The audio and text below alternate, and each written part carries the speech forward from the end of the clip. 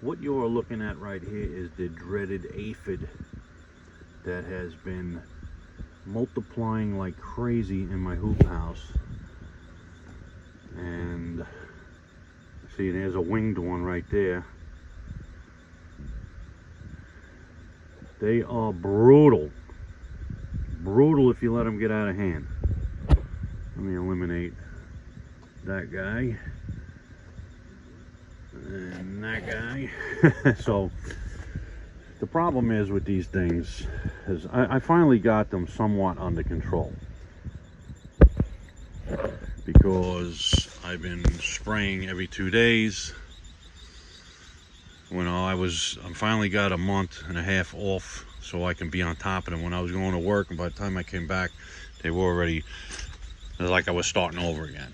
But anyway, for 2 weeks now I've been spraying neem oil and soap and keeping them somewhat in check. I mean, a few of them is not really doing a lot of damage to the plants, but when they start multiplying, they start getting on the new growth and in the flowers, it could be a problem. But you know what the problem with these things is, in the springtime they're all females, and they're already pregnant, and they do not lay eggs. They have live offspring. Every 20 minutes she's popping one out.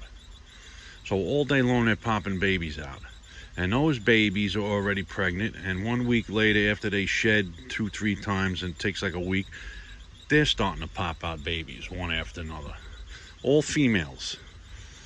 And then when these plants start getting too crowded, they start having winged ones, and then they start flying to other plants. They're pretty wild. I was doing a little reading on them, and it's just it's a numbers game. You're at war, especially in a hoop house like this. You know, this is a perfect environment for them. They like, you know, the jungle atmosphere with his leaves laying on leaves. They breed like crazy. So I'm just gonna have to stay on top of them and spray every couple days, 2-3 days.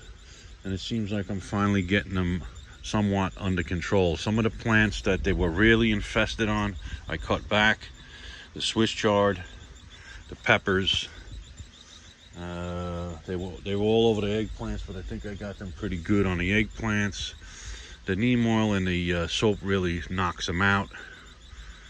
So that's what I got to do. I got to stay on top of them. I'm probably never going to get rid of all of them until maybe, because at the end of the year in the fall, when the plants start to die back, now they start having males so they can have eggs, and then they lay eggs on existing plants that are in here till overwinter till the next spring. So once it gets cold out, I have to take everything out of here. All the plant material got to come out, and next spring hopefully I don't see too many, but next spring I'm going to be on them early. They're not going to have a chance next year.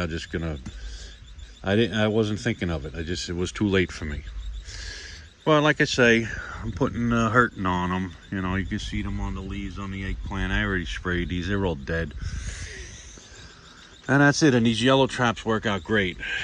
I got them all over the place. They're hanging. They're catching a lot of the flying ones. You can see the things are covered. See them all? I mean, that's the problem with the flying ones. They keep flying around, and I mean, look at them all. You see a lot of them here because I just cut these peppers back, and I'm going to spray them again and knock all those out. And that's it. Just got to try and stay on top. Not much I can do now. War has begun. All right, YouTube, take it easy.